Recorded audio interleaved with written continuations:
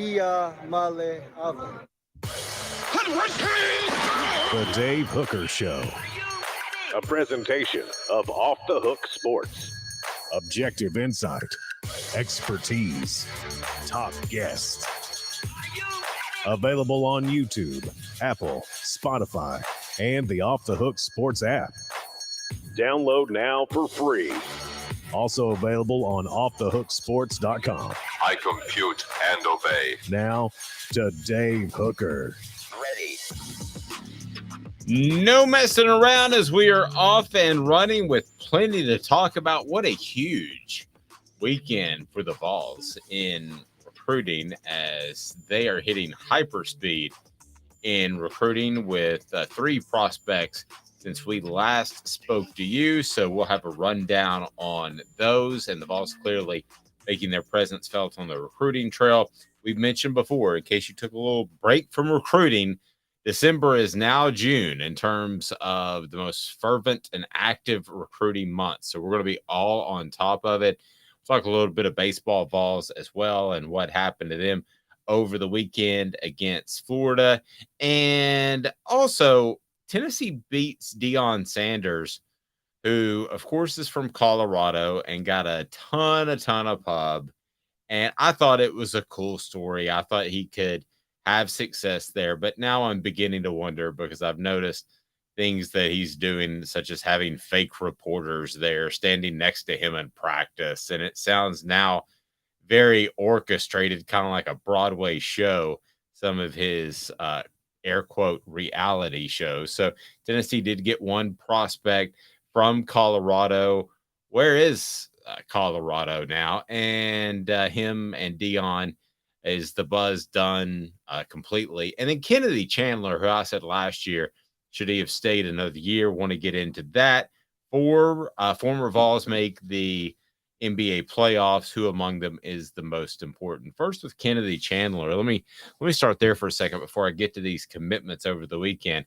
I said, 2 months ago, that Tennessee should have found a way to keep him via NIL money.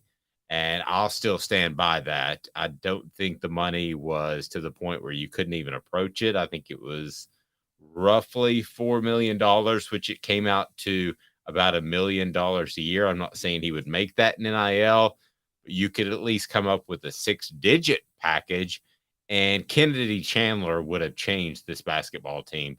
There's no doubt in my mind. Good morning, Caleb. How's it going, Dave? How are you doing today?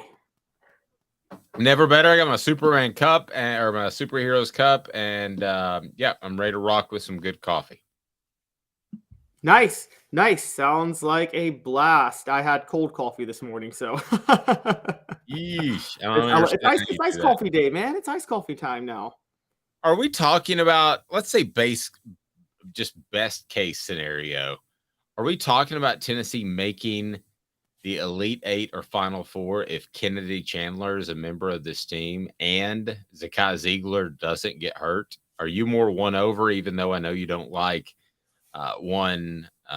Rick Barnes' style in general? Does that win you over a little bit more?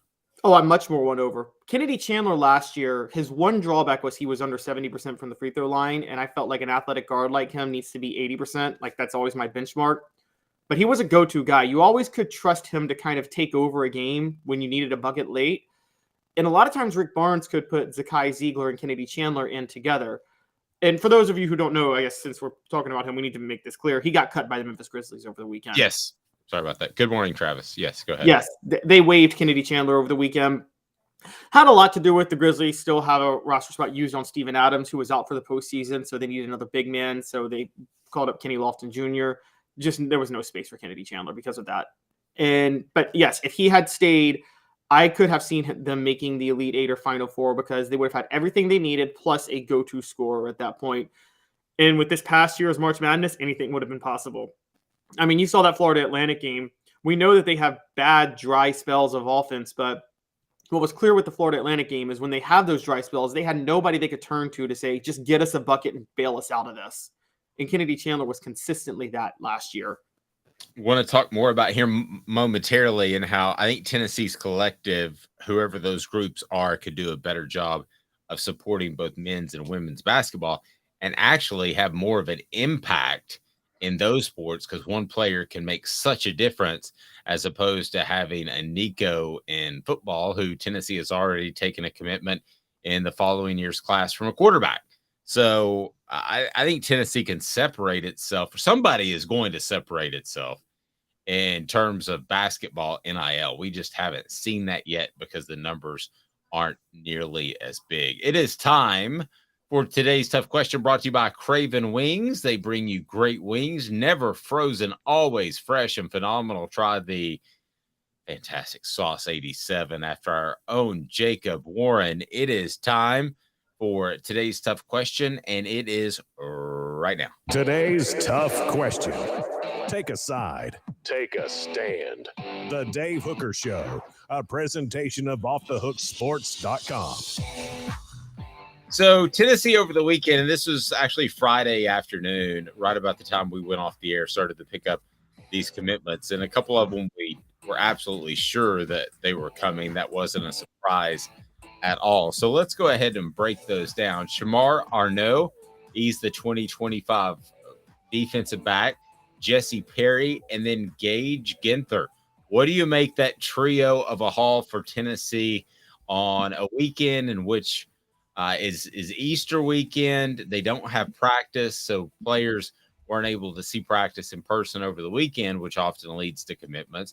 I was just a little surprised over the weekend Tennessee picked up 3 quick ones, but that's good for the Vols. Yes, starting with Shamar Arnoux. So for people who didn't pay attention to us over the weekend or who haven't checked out his interview on our YouTube channel, he is a 4-star defensive back for the 2025 class.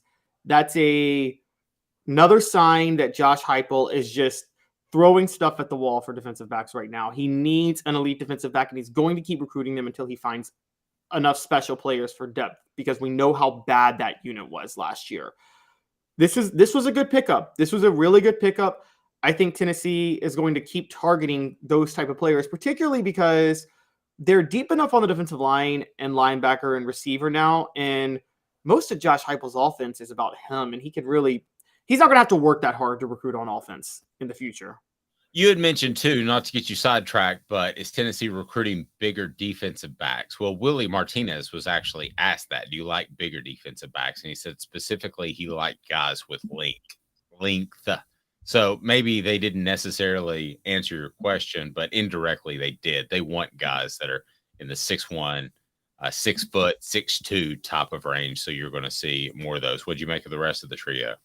Yes. So the other 2 were offensive linemen, both 3 stars. But Dave, I think you know as well as I do, with offensive linemen more than any other type of position, recruiting, the bodies matter more than the star ratings. And Tennessee picked up 2, Jesse Perry, Gage Ginther, 1 from in-state, 1 out of Colorado. Adding those 2 guys now gives them 8 commitments for 2024. And right now on 247 Sports Composite, they're number 7. Now, this is way too early. Recruiting halls happen in June, and it totally reshuffles the recruiting rankings. But only Georgia and LSU are ahead of them right now. Gun to my head, Alabama's going to be ahead of them when it's all said and done. But right now, Tennessee is not looking too bad. And that's a really good sign. If I can jump in there, I think Georgia and Alabama will always have an advantage in recruiting offensive linemen, and that's because of size. They're going to take the big guys, whereas Tennessee is just going to be fine taking a guy that's the 280, 285 range that will grow into 300. They don't need the 320 guy because they want guys that are going to be light on their feet. So recruiting rankings, and trust me, I know this, they're going to look at size. And if there's some place between a 3-star and a 4-star, or a 4-star and a 5-star, then they're going to give them credit based off their size. So Tennessee may not win elite recruiting battles when it comes to offensive linemen, but that's not necessarily a bad thing moving forward because they want guys that are light and can move on their feet. Sorry, Kevin, go ahead. No, that's fine. And yes, and to add context to that, Gage Ginther, who is an interior lineman, is 6'5", about 287, according to 247 Sports. Jesse Perry is 6'6", 275. Now you expect them to put on some weight by the time they arrive at Tennessee because they have another year of football left, and then there's going to be conditioning and they'll probably ride the bench for a year or 2 before they even see the field. And I agree. That's probably the one thing that you can kind of skew things in Tennessee's favor a little bit if they're 5 to 6, if they're in the 5 to 10 range in recruiting classes over the next few years, and Alabama and Georgia in the 1 to 5. The difference may be, just like you said, the star ratings of the offensive linemen solely due to the size. And so I don't think it's reason to panic. And I want to be real clear in something I'm about to say. I'm not saying they're turning down the Trey Smiths of the world. Okay? I'm not saying that. However, if a guy comes down the pike and you look at him and you say he's an offensive guard, I don't see him moving to tackle, and he's locked in that position. That probably says something about his feet, and they're probably going to have tougher battles with those guys with Georgia and Alabama. So I'm not saying they wouldn't take a Trey Smith, I'm saying it may be tougher to get a Trey Smith, a really, really highly touted offensive lineman, because I think he's going to be more apt to go to a more of a pro style set like Georgia or Alabama. But that doesn't mean that Tennessee's not winning the battles they need to win in recruiting. Yeah, and the unique part about Tennessee, what people need to know is, yes, Heupel runs an air raid, or not an air raid, a veer and shoot is what Dave and I coined it last year for fun, because there's really no phrase for the offense that he runs yet. But we call it the veer and shoot. It's tempo-based. It spreads the field. But it's not a spread offense. I think we need to make that clear. It's not the type of offense where offensive linemen, if you go look at what Urban Meyer did or what Ryan Day's doing at Ohio State, those offensive linemen are told to drop back and just do this and then force the guy a certain area, but not maintain blocks at all. Whereas Heupel's linemen are still taught to maintain blocks because he relies so heavily on the vertical run game. And so you're still going to be coached. You still will be prepared for the NFL as a lineman in Heupel's system. And that's something that will help him long term. But you're right. You're going to be more prepared in Alabama's or Georgia's offense. Okay, so that leads me to today's tough question. So let's go ahead and dive in that now. Brought to you by Craven Wings. And today's tough question is Tennessee on Georgia and Alabama's level at this very moment in time in terms of recruiting. I think they're on that level in a lot of different places, but let me ask you specifically, are they at the Bama UGA level, almost that good, still some work to do, still plenty to do? One is running away with it, and know that we are, because of the way algorithms work, we are most oftentimes displayed in front of Tennessee fans. So what do you think of the Craven Wings today's tough question? Would you say which one's running away with it without looking? Bama UGA level, almost that good, still has some work to do, still plenty to do. I'm going to say still has some work to do is the one that's running away with it. Yep, still has some work to do at 60%, almost that good 26.7%. Bama UGA level 3.3%, still plenty to do at 10%. Again, brought to you by Craven Wings. You will love Craven Wings. Their wings are phenomenal. Great food across the board. I love their salads too. But Craven Wings has daily specials. So get there and get there now to Craven Wings. You will love it. Portions of the program also brought to you by City Heating and Air Conditioning, cityheatandair.com. City Heating and Air Conditioning.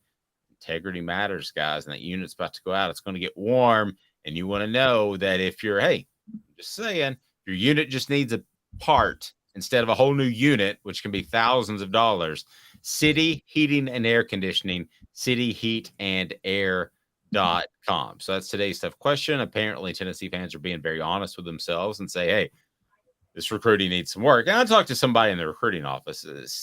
They told me, they said the recruiting is not on point. Just want to let you know that it's going to get even better, which I think is a good sign. I don't think that's a bad sign. But I think they're getting incredibly close. Please hit that thumbs up button, the like button. We greatly appreciate that. If you don't do that, then we can't open it up to more listeners and bring on major guests like we're going to be doing. We're going to have John Adams of the Knoxville News Sentinel joining us very shortly, and also our Celebrate 98 series that we're incredibly proud of. Reminding you that Zul Beer, XULbeer.com, is the official craft beer of Off the Hook Sports. Great parking downtown, and ZulBeer.com has worldwide award-winning craft beer. It is phenomenal. Zul Beer, XULbeer.com if you're on our audio platform. All right, so the Deion Sanders thing. I bet full bore, was into it, was excited, thought that he only needed to hire a Cutcliffe and a Chavis, a competent coordinator, and he's going to be off and running when it comes to recruiting. And I still believe that.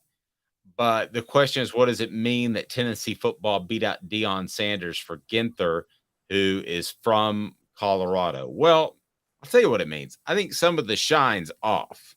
I think some of the shine's off Deion Sanders. You know, he did the "We Coming" and all that stuff, and that was neat. And I watched a little bit of it. But then I mentioned to you at one point that his Deion special that was on Netflix or whatever it's on had fake reporters. They're standing there with full notebooks like they would have gotten in their school supplies from, I don't know, Big Lots.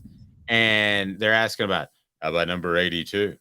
And how about, and that's just not the way. I mean, first of all, you don't stand right next to coaches during practice. Second, you have a reporter's notebook. Third, you know who number 82 is. Okay, so you don't say who's number 82. Who's that guy, you know, that has I'm trying to think of a name, Smith across his back. I mean, you know who it is. You know who the players are. If you don't know who the players are in the first day of spring camp, you got a problem. So my answer to your question about Tennessee beating out a Colorado prospect to leave is that at the end of the day, there's going to be a balance sheet, and Deion Sanders is only going to have so much money to spend, and it's not going to be in NIL money. It's not going to be initially as much as Tennessee, Georgia, Alabama, Southern Cal, USC. There's going to be 20 plus schools that are going to be able to spend more than him, Caleb. And he's going to bring in endorsements in year 2, and you could have the Buffs made tough by Ford, built tough. And then that changes things. But as for right now, he's pitching a product that had, I think, 2 wins last year, that it hasn't been very good. And I think there's a glass ceiling in year 1 of what you can accomplish from a recruiting standpoint. You? I think I'm going to go take it a step further. I think he's pitching himself as a product. And I don't think he realizes is that at the college football level, he's not that much of a product to sell. I mean, let's be honest. If there are coaches with incredible credibility at programs that are blue bloods all over, and the celebrity status of a coach in college football that only takes you so far. I mean, if you're a young recruit, look, we still don't know about Deion Sanders coaching at this level. We have thoughts, but his selling point is coaching at Jackson State, where, yes, he did out-recruit everybody at HBCUs. He was the only HBCU with Division I talent, so of course he was going to blow everybody out of the water. Now he's competing with a bunch of high-profile recruiters who have connections all over the country, and if you're a star athlete and you're leveraging your future, you're going to go for the more sure bet. I mean, let's just be honest. Even Tennessee is a much more sure bet than Colorado right now. No one knows what to make of this Deion Sanders situation right now at Colorado. No one knows if it's going to work out. The truth of the matter is, and here's the really hard truth, Deion Sanders is going to have to win first before we can recruit at Colorado. He can't just recruit on his name alone at Colorado. And it's really, really hard to win at Colorado. And so he might be between a rock and a hard place here. No, and he may win. His son's a very good quarterback, could start anywhere in the SEC, and he may win. But as far as Tennessee going against Colorado, if you see that matchup in recruiting, I would not be overly concerned. I think that Tennessee has a great opportunity to win that. Now, I think the next step of where it gets very interesting is the same thing that happened to Josh Heupel. Because what did Josh Heupel do in year 2? He beat Alabama. And then you started seeing recruiting dominoes fall, if not necessarily for the 2023 class, but the upcoming class. People were won over. People were excited. More people were attending University of Tennessee games. Is that going to happen for Colorado? I don't know. What would be the definition of that? I would say a winning season, right? Making it to a bowl game. And at the end of the day, you are playing in a remote area. I believe that you could recruit Compton and you could recruit South LA and have success there. And they did that before under Bill McCartney. But at the end of the day, you're in a Pac-12 that's about to get ripped apart. I almost think he would have been better off if he would have signed with if he had gone to no offense to the late Mike Leach, but if Mississippi State had called, if they'd have made a change in the offseason, Mississippi State to me is about the lowest rung on the SEC tier. But I think the lowest rung on the SEC tier, the point I'm trying to make, is better than a decent tier in the Pac-12, right? I agree. As a matter of fact, this might be a debate for another day because I wonder if Mississippi State has the least to sell of any SEC school, and that includes Vanderbilt, because they might be at the bottom in terms of the least to sell as a program. And yes. I mean, I don't want to have to say that, but it's a little. There's just so many problems, notable problems with Mississippi State trying to sell. They needed a Mike Leach to sell, but I'm with you. They could still out recruit, I think, Deion Sanders at Colorado. And here's the other thing, and this is a big one.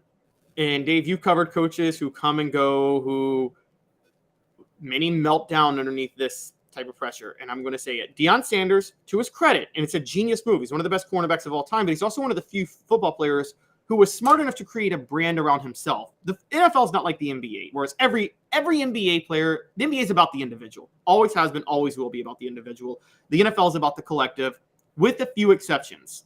Almost all those exceptions are quarterbacks. Deion Sanders is one of the few guys that, not being a quarterback, was able to create a brand around himself. Now, if you're a superstar athlete and you create a brand around yourself, one thing that you get used to is controlling the entire narrative around you. You control everything. You talked about it with fake reporters.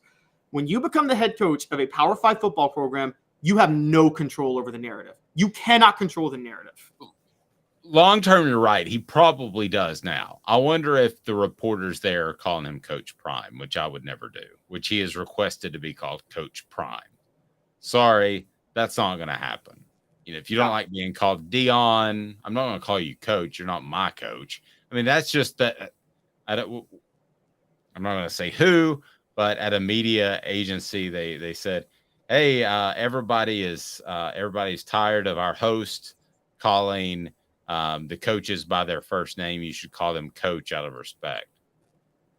Out of respect for what? I mean, this is not a doctor that is, you know, doing some sort of bone graft on me. I'm going to call him doctor. Why am I going to call Lane Kiffin, who's younger than me, that doesn't coach me, a coach?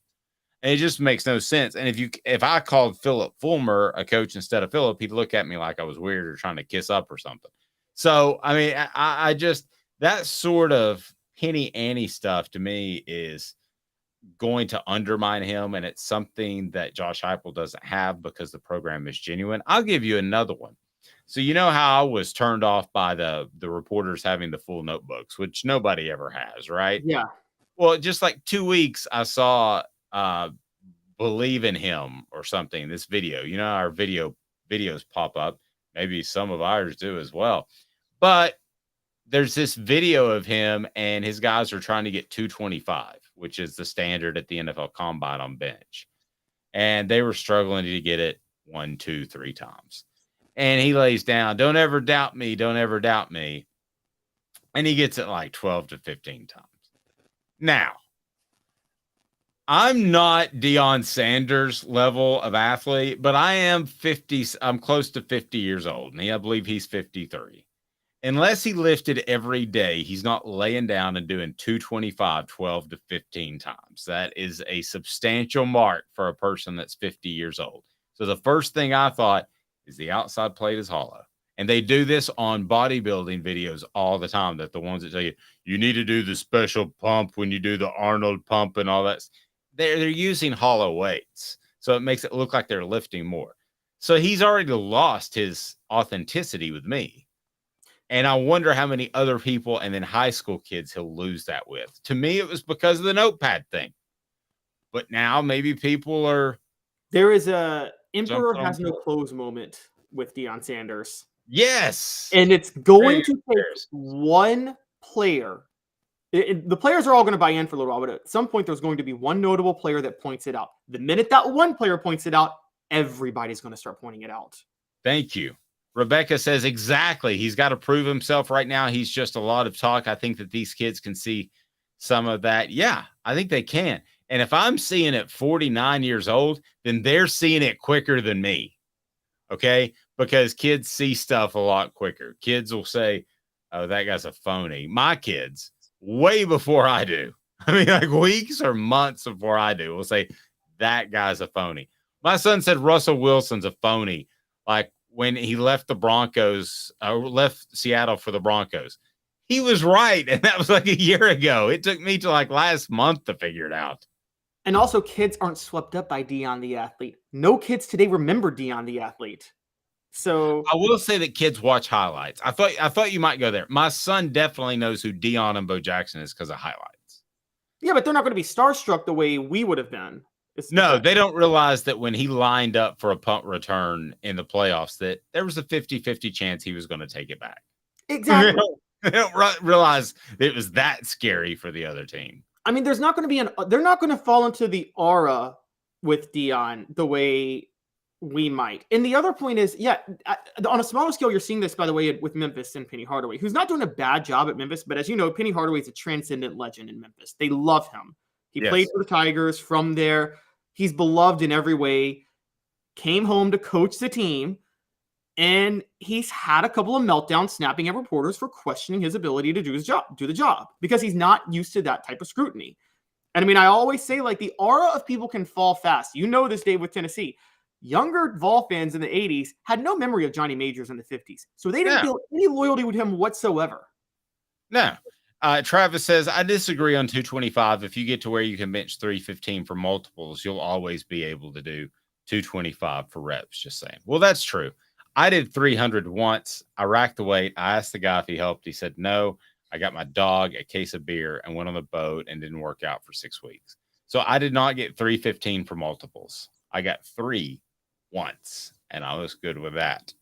Back in 2 minutes, some more Tennessee football recruiting, but also Kennedy Chandler. What should Tennessee have done, if anything, to try to keep him in the fold? And some former Vols in this year's NBA playoffs. Who among them is the most important? A lot going on. It's Friday. Hit that thumbs up button, the like button. We greatly appreciate that. And then, again, today's tough question: is Tennessee up to Alabama and Georgia stuff yet as far as recruiting, or if they got some work to do? Let me hear your thoughts on the message board, or you can vote on the Twitter before Elon destroys it. 2 minutes off the hook sports with Caleb Calhoun. I'm Dave Hooker. And Craving Wings South North Shore location, where we've heard people say that you can get the best wings in East Tennessee. Pero ¿quién es este? El número 87, Jacob Warren. I'll just do 6 of my sauce 87, please. Imposible, señorita. Dale 6 más. Look at these wings. Perfectas, deliciosas, fantásticas. Man, I don't know what you're saying, but it sounds awesome. How do you say fresh, never frozen in Spanish? Frescas, nunca congeladas. Make your way to Craving Wings and get you 6 más. But what was funny about Cadis, we were a full continuum of care at that time. We had detox, we had inpatient, we had outpatient. So we were doing a lot of the things that we do now. But now we just do them so much better. It's really a simple program, but we're complicated people. I am what I am, and now I got to do something about it. You can take your life back. Call Cadis today. Got cataracts? We can fix that. Never miss another moment. With a little help from Doctors Campbell, Cunningham, Taylor, and Hahn at cctis.com. Do you want to own the more that owns every job? Then get to Vassey Lawn and Garden in Cleveland and get you a Toro. I'm David Vassey, here to talk to you about Toro. With a Toro Zero Turn, you'll get more out of every minute and you'll reach the finish line faster. At Vassey's, we like to say, no matter if you're mowing 3 acres a week or 11 lawns a day, homeowners and business owners alike find confidence in equipment they can trust from top to bottom. Vassey Lawn and Garden, Highway 60 North in Cleveland. Man alive, it's worth the drive. Our family has been creating jewelry since 1986, each piece unique with a story all its own. I'm Rick Terry with Rick Terry Jewelry Designs. I'm a jeweler, and I want to be your jeweler. We're grateful that you chose us to be Knoxville's best jeweler. My family and staff look forward to serving you. So please come see us. Kingston Pike and Campbell Station Road in the heart of Farragut, and downtown on Gay Street, right next to the Tennessee Theater.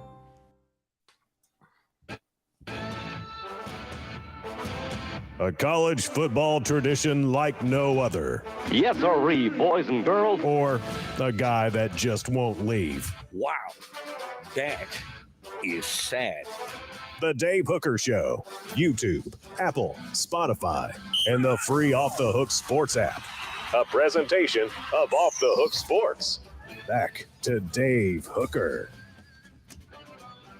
So what we've learned so far is that my bench numbers ain't great. I don't know, man. If you can do 225 for reps, which I can't, you know what my problem is with lifting weights is, Caleb, I thought that you were supposed to try to throw a football as hard as you can every time you threw it. So my right shoulder is just shredded. My left shoulder could probably do like 300 pounds, but it's my right shoulder that could end in a very bad weight room disaster. Oh man! I don't. What we would wait out there in between practice. You know, you'd watch them stretch, and then you'd have an hour and a half to burn before you'd go in and actually interview the players. So me and Austin Ward, who I'm sure you know covers Ohio State, worked with me together on the beat. Well, he was younger than me, so I had to go out there and I had to show off the cannon. So here I am. We're throwing it 40, 45 yards, and I'm just chucking it, and still to this day, it hurts. Cody says, has there been any word about Julian Phillips' status? Will he stay or go? Auburn, what do you say about that, Caleb? Then we're going to do something fun here that I'm excited about. There has not been any word yet about Julian Phillips' status. I think there's rumors. Yes, there's a lot of rumors that people are expecting him to enter the portal. So, that threw me off. That rumors came this weekend. I thought he was either going to just stay or go to the NBA. But if he enters the portal, that would be unique. And I have heard Auburn being a school he's targeting. Honestly, this is not personal feelings. This is not because I cover Tennessee. If you're trying to develop for the NBA and you're staying another year, you should play for Rick Barnes, not Bruce Pearl. Rick Barnes is a better developer of talent than Bruce Pearl is. He just is, no questions asked. And that comes from a guy who is fairly and openly critical. And when I say fair, I mean he is fair, not fairly critical, but he is fair and critical about Rick Barnes. Okay, can I reset today's tough question a little bit? Is that okay with you? Yeah, I'm fine with that. Look at that. See, man, Caleb's so easy to get along with. That's why I love him. I got some major announcements too. I don't know. Many coaches and athletes don't think that, but yeah, I'll say it. If anybody can put on the message board, I'm going to see the greatest athlete in his sport of all time this week. If anybody can tell me who that is, then I'll hook him up with a Hooker t-shirt. How about that? And if anybody can answer this question, but you got to put it on the message board because we tried the whole pick a foursome for the Masters. That was an utter disaster. None of the comments registered. So whoever would have won, I'm sorry. So do it now, and then I'll pin it, take a picture of it, fax it, whatever we've got to do, 1988 style, to get our winner on there, because I'm going to reset today's tough question brought to you by Craven Wings. Today's tough question with Craven Wings, always fresh, never frozen. Today's tough question.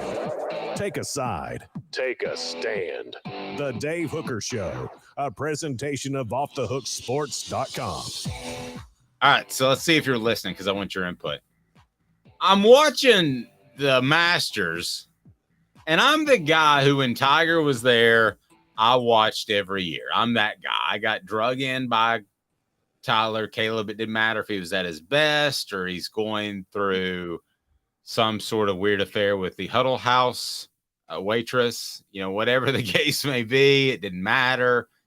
And I'm sitting there watching, and I'm thinking, this is perfect because I got one kid who's gone back to college. I got another kid who's tired because he had to work in the morning. We had Easter, we had the family down, and they're all the heck out of here. And I'm thinking, I'm going to watch the Masters, and I'm going to watch this Rahm and Koepka guy go at it. And I'm not a golf guy, but this is awesome. And Brooks Koepka just decided that he was going to barf in his golf bag and completely melted down. I mean, melted down. And it was a weird meltdown. I want to tie this into the Vols, so hang tight with me. Hit the thumbs up button so we can get more people on board. He melted down in every facet. he didn't just miss putts. He didn't just drive the ball poorly. Caleb, I'm not sure if you're a golf guy, if you watched it, but he did a little of everything poorly. Nothing like where you would say, oh my gosh, he's the worst golfer ever. You would watch it and you're like, you're just giving away your opportunity to win and my opportunity to enjoy my Sunday evening. Okay. Thank you very much, Brooks Koepka. Take your live money. Get the heck out of here. Blood money. What's that? Blood money, you mean? Sorry. Yes. Blood, live, love. Yes. Blood money. Country that did 9/11 and you're going to take money from them. Sorry. Yes. No, brother, you want to get me started on that? You can get me started on that. We're on the same page on that one. So today's tough question is brought to you by our friends at Craft Treats. I'll tell you more about them. What's the greatest ball meltdown you've ever seen? Greatest ball meltdown.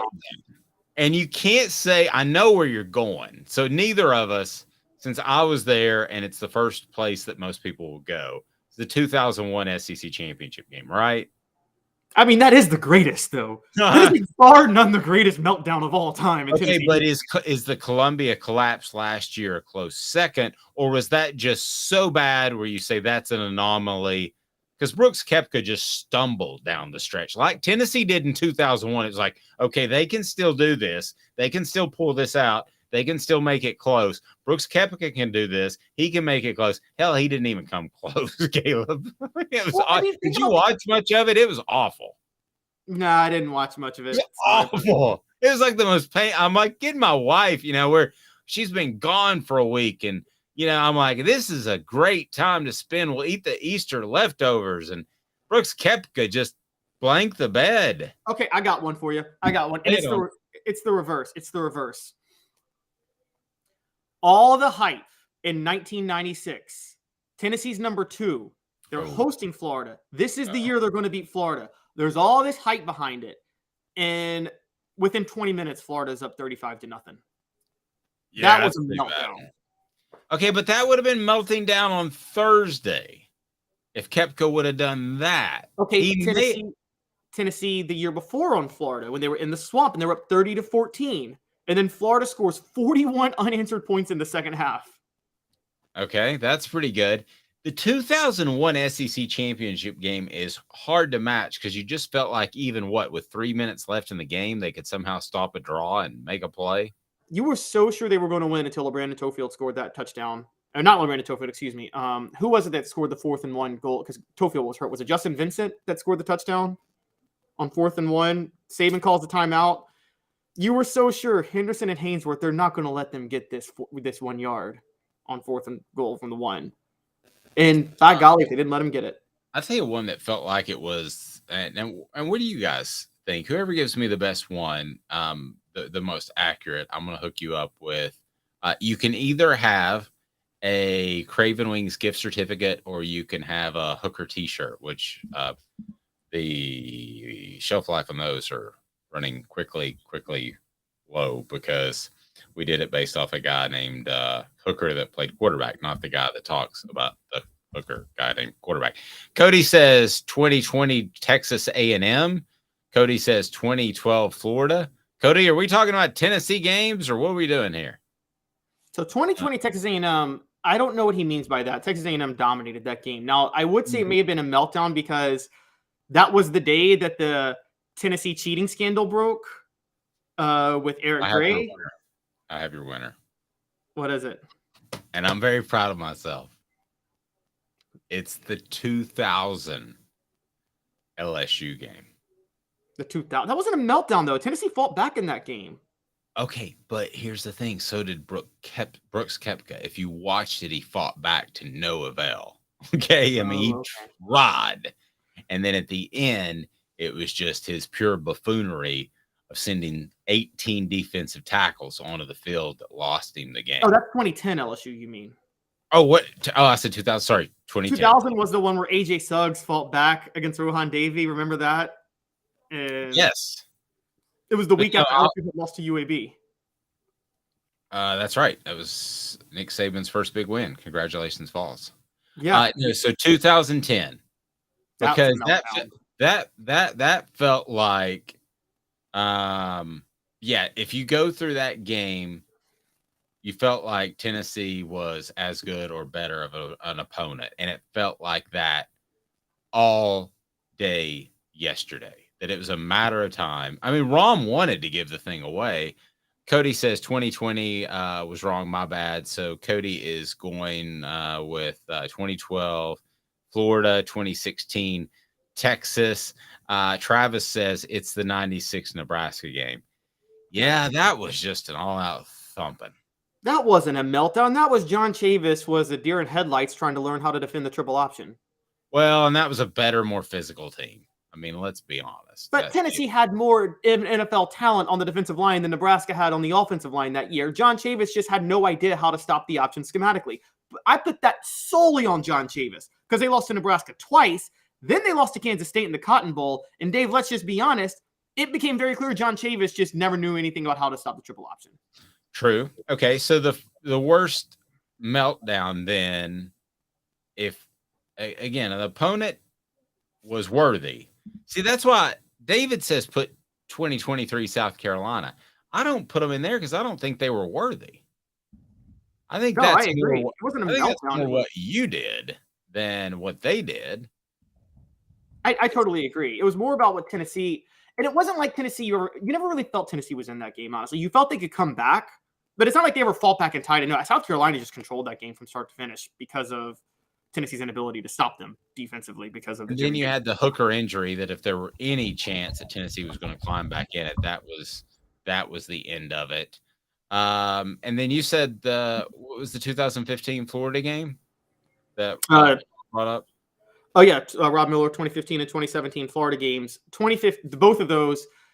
That was Butch Jones versus Jim McElwain, and like that's the Dumb and Dumber sequel. Okay, because 2015 Florida was the worst. Dave, I don't know if you remember this game. That's the one where Florida was down by 13 in the fourth quarter. Jim McElwain sends on the field goal unit. And Butch Jones doesn't have his field goal block team because he was shocked that he brought up the field goal unit. Butch Jones burns a timeout to get the field goal block team on. And then Jim McElwain decides to go for it and converts. Who cares if you don't have the field goal block team on? They're going to kick a field goal and you're going to get the ball back still up 2 scores. Don't burn a timeout. No, I'm with you. And as much fun as that discussion was, let's be honest, it's the 2001 SEC championship game, right? Stands out above all. 2001. I mean, because Tennessee was a better football team. Brooks Koepka is a better golfer than John Rahm. Yes. I mean, he at the end of their careers, I don't care if you're live or what, you will look at them and say Koepka's better. By the way, some guys living on that live money, Koepka looked a little chunky there. Looked like a lower, I don't know, body fat percentage. Saudi Arabians like to give Americans higher body fat percentage. He looked a little chunky. I'm just saying, when you pay people up front, you give them $200 million to be Brooks. Do you have the same desire as opposed to working hard to getting 200 and 250 million on the PGA Tour? All right, Memphis Grizzlies cut Kennedy Chandler.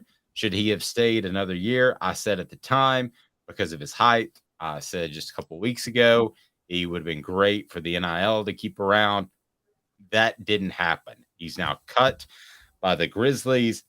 You'd think if he could have his druthers, he could have his do-over, he would have stayed at Tennessee another year. I think possibly. It depends on where he lands being waived. He wasn't waived because he's not a good player, and there's a lot of signs that another NBA team's going to pick him up. He was waived because the Grizzlies need to make room for a big man because Steven Adams is hurt as he gets set for the playoffs. True. What does that mean for Kennedy Chandler? Kennedy Chandler would be making $700,000-$800,000, I believe. Let's say $600,000-$700,000 in NIL right now. If Tennessee was committed to that and the collectives were committed to that, there would be no question in my mind that he would be making that type of money. Instead, he's making about 4.7 over 4 years because he managed to get in the first round, but just barely. This is not a guy who went high first round who NBA execs think is going to be a superstar. Listen, it's already started.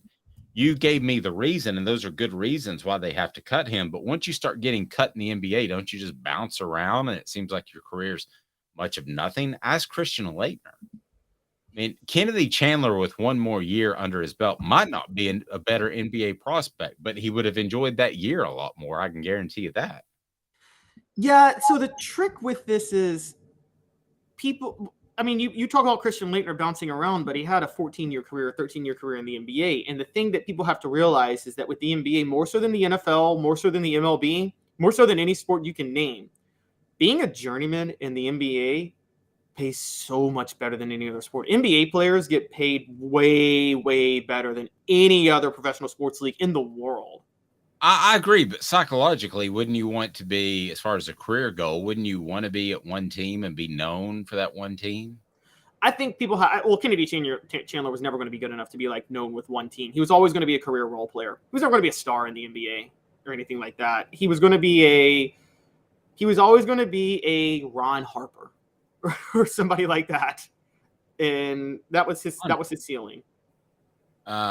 Yeah, but Ron Harper fell at that one team that wanted to make him a priority, eventually the Bulls. He was pretty talented before he got hurt, but he fell with that one team, and we now associate him with the Bulls. I get the feeling that after 12 years from now, Caleb, when we're sitting here and we're having this conversation, we don't really have a team that Kennedy Chandler most associates with. Whereas had he come back to Tennessee, showcase some more skill, done some more things, you could see someone putting a premium on him and saying, I want to keep this guy around and letting him grow. I just don't think when you go to the Grizzlies in the first round at a pick that makes sense because it's a UT guy, that's not going to be your final destination. I could have told you that 10 months ago. Well, yeah, but again, if we're 12 years from now and you're Kennedy Chandler, if he's 12 years from now, that means he made at least $60 million. And so in his mind, he's like, I got $60 million. If I'd gone back to Tennessee, I could have blown my knee out and not made any money, or just gotten that $700,000 and that's it. Well, I didn't mean still playing in 12 years. I mean, if we just bumped into him on the street. Go ahead. Sorry, I would concede that he would have improved his draft stock had he stayed another year, because he would have upped his free throw shooting, and that would have made him a much more desirable NBA player for a lot of teams, because a lot of smarter teams now are starting to do what I said you should do for years, and this is why European players are getting more successful. Production at the level you were at matters more than potential, unless you're one of those top 5 picks. Yep. I agree. He's Caleb Calhoun. I'm Dave Hooker. I think he should have stayed. I think he would have had a fantastic year, a special run in the NCAA tournament, exactly what Tennessee needed. And listen, if you want to rip on Rick Barnes, that's fine. But he did put together a team, if you include Kennedy Chandler, that would have made some more noise in the tournament. He just didn't get to keep Kennedy Chandler. On the flip side, you could say that, hey, here's the deal. He's not adjusting to the game, which is very true. But coming up, NBA playoff Vols. Congrats to those guys. 2 minutes off the Hook Sports with Caleb Calhoun. I'm Dave Hooker. I know you like the heat. You got to try my signature sauce 87.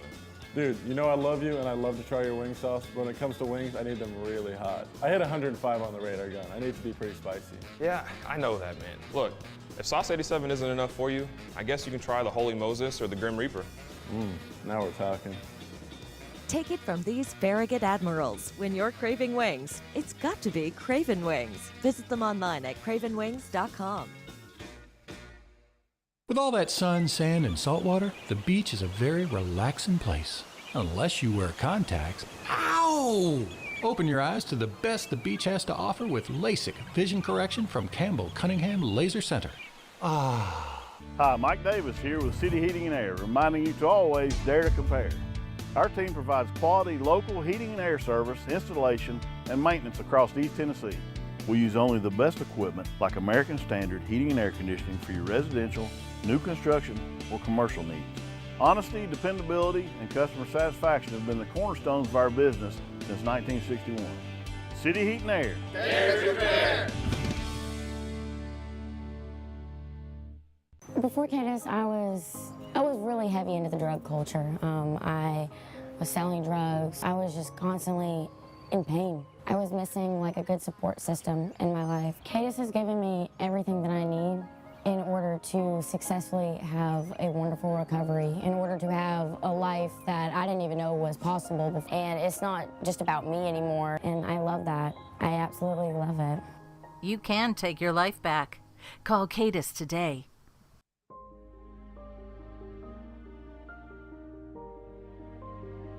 Our family has been creating one-of-a-kind pieces of jewelry in West Knoxville since 1986. Each piece is a combination of unique processes that bring your idea to life. Every day in our shop, a truly special item with a story all its own is being manufactured in our facility, bringing the history and family sentiment into a whole new generation of life. We are grateful that you chose us to be Knoxville's best jeweler, a title that we value and respect. Because to me, being a jeweler and owning a jewelry store are not the same thing. I'm Rick Terry. I'm a jeweler, and we want to be your jeweler. Kingston Pike and Campbell Station Road in the heart of Farragut, and downtown on Gay Street right next to the Tennessee Theater. Who's this guy? Hello, wizard. The Dave Hooker Show. Who? A presentation of Off the Hook Sports. What? YouTube, Apple, Spotify, and the free Off the Hook Sports app. Back to Dave Hooker. I absolutely hated the concept of Hendon Hooker going to the Titans because what have they done with quarterbacks? Nothing much. And they've had some highly rated ones. They've had the journeyman guys. They've had them all. And I don't remember a superstar quarterback not named Vince Young in that franchise since Warren Moon. And that's going back a while. Go ahead and click that thumbs up button, the like button. We appreciate that. And if you haven't subscribed at this point, you've got to do it. And what did I say? I meant to say Steve McNair. Correct me. What did I say, Caleb? I think you accidentally said Vince Young. Oh, Steve McNair. Sorry. That's the college fan in you because Vince Young was so fun in college. Yeah, no, Vince Young was definitely not Steve McNair. So since Steve McNair, which is roughly 20 years ago, they have not had a dominant quarterback.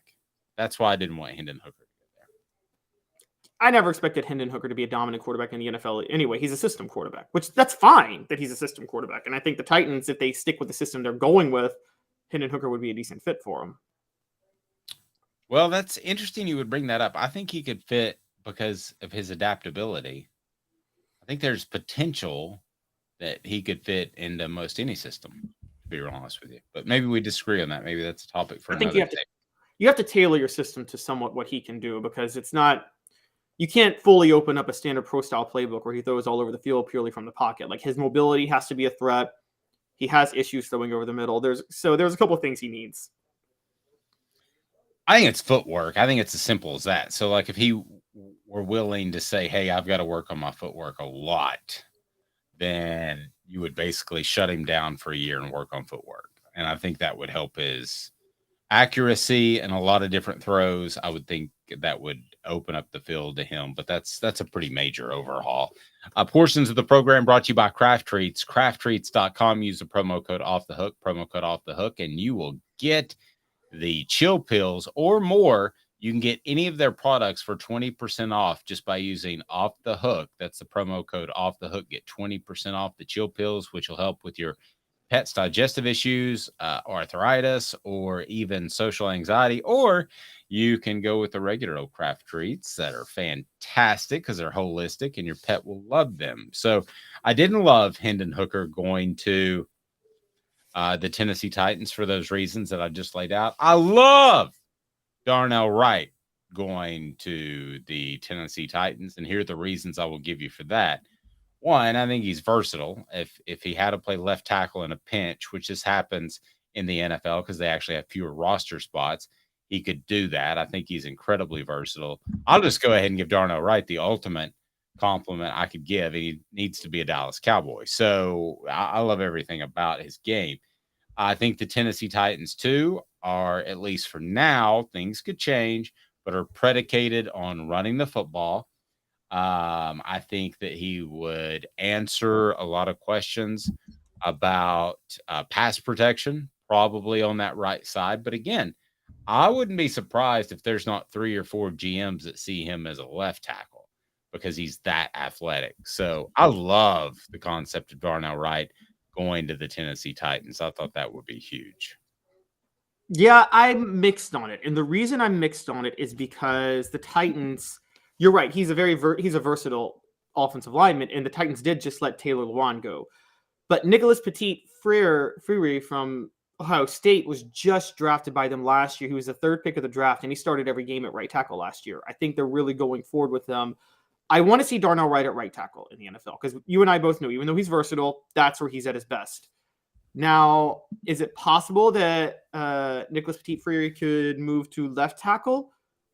Maybe they move him over. I'm not exactly sure who is a better left tackle in this situation. I don't know where he started at Ohio State, to be fair, but he was right tackle firmly last year. But on principle, if Darnell Wright can play left tackle as well, I love him there too. I love him going to the Titans then too, because the Titans have a massive need there. Pass protection is crucial. They need blocking to be able to run the ball. And I think we all trust Darnell Wright to be able to do all of that. Travis says, how about the Chiefs? I think that would be huge too. The ability to learn with Trey Smith would be really, really big. Just one of the teams that are out there that are going to run the football. And what are there? Probably 10, 12 teams that really value running the football. Seems like there are about a handful of teams, 5 or 6, that are going to run the quarterback a lot. And there's the rest of the group that's pretty much status quo, 50-50, or lean towards throwing the football, which makes sense in today's NFL rules and what they have going on. But I would just like for him to go to some place where they run the football. So Chiefs would be a good fit, even though they obviously can throw it. And the Titans would be a good fit. I think the other question you have to ask yourself, if you're going to play him on the right or the left, is what type of pass rushers do you have in the AFC East? AFC South or West, you mean? Or AFC South. When you look at those group of pass rushers, are they lining up on the right side or left side? So you may have thoughts on that, but yeah, I would love for him to go to the Titans. I think that's a great pickup. And listen, this is where it's always been weird for me. Money will come into play at some point if this gets to the 6th or 7th round with a Vol. The Titans will take them, just like I thought they reached a little on Joey Kent originally. They've reached on some guys throughout the years, Caleb, that I thought they wanted, because it wasn't necessarily about winning games. It was about selling more tickets. And there is a business side of that, which I understand. Yeah, I remember when they drafted Joey Kent, and Bud Adams showed how out of touch he was in the state of Tennessee. He thought with the Oilers playing in Memphis that he could draw fans by drafting a guy who played for Tennessee. That wasn't going to work, as you and I know. And Memphis was already, I think rightly so, I'm a Titans fan, but I defend the city of Memphis for this. They had every right to boycott the Oilers when they played in Memphis. They knew they were going to stay for 2 years, and try to use that money to build the stadium in Nashville. I got to defend my hometown. Memphis fans had every right to boycott the Oilers playing in the Liberty Bowl for those 2 years and to humiliate them, because the way they did that was awful. No, and it seems like ancient history, but at the time I thought, this is really stupid. Yeah.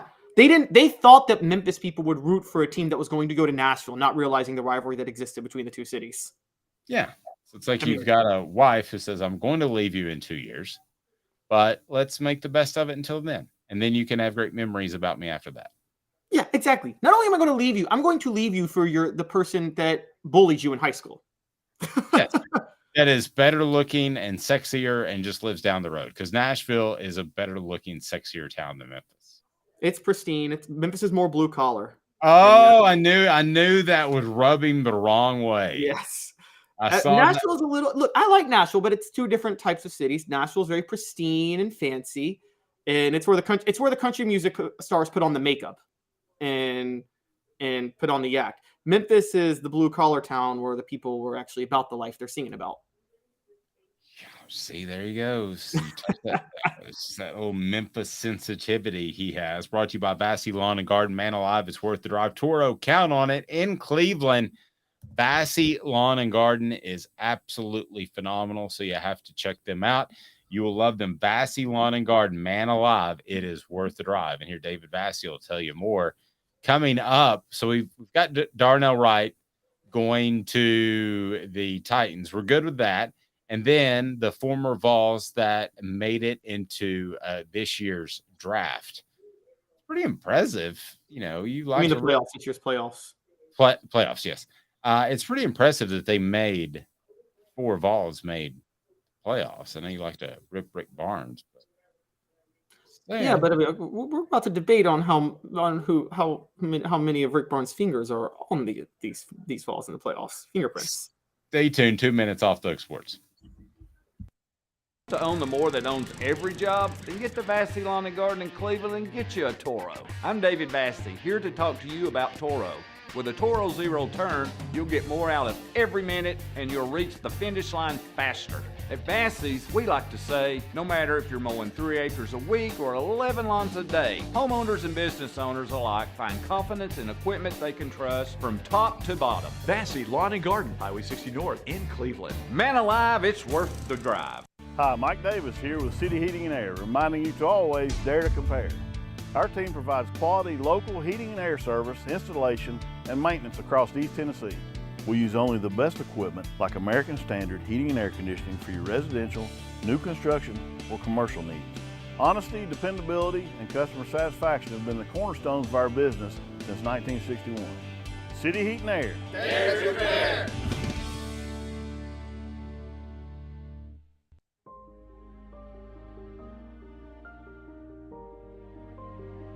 Our family has been creating one-of-a-kind pieces of jewelry in West Knoxville since 1986. Each piece is a combination of unique processes that bring your idea to life. Every day in our shop, a truly special item with a story all its own is being manufactured in our facility, bringing the history and family sentiment into a whole new generation of life. We're grateful that you chose us to be Knoxville's best jeweler, a title that we value and respect. Because to me, being a jeweler and owning a jewelry store are not the same thing. I'm Rick Terry, I'm a jeweler, and we want to be your jeweler. Kingston Pike and Campbell Station Road in the heart of Farragut, and downtown on Gay Street right next to the Tennessee Theater. With all that sun, sand, and salt water, the beach is a very relaxing place. Unless you wear contacts. Ow! Open your eyes to the best the beach has to offer with LASIK vision correction from Campbell Cunningham Laser Center. What's up, everybody? This is University of Tennessee tight end Jacob Warren, proud to announce that I'll be working with Craven Wings again this season. And I want you to give your all and try my signature sauce, Sauce 87, at either of the Craven Wings 2 locations, Chapman Highway in Seymour and South North Shore Drive at the Markets of Choteau. When you're craving wings, it's gotta be Craven Wings. Online at cravenwings.com.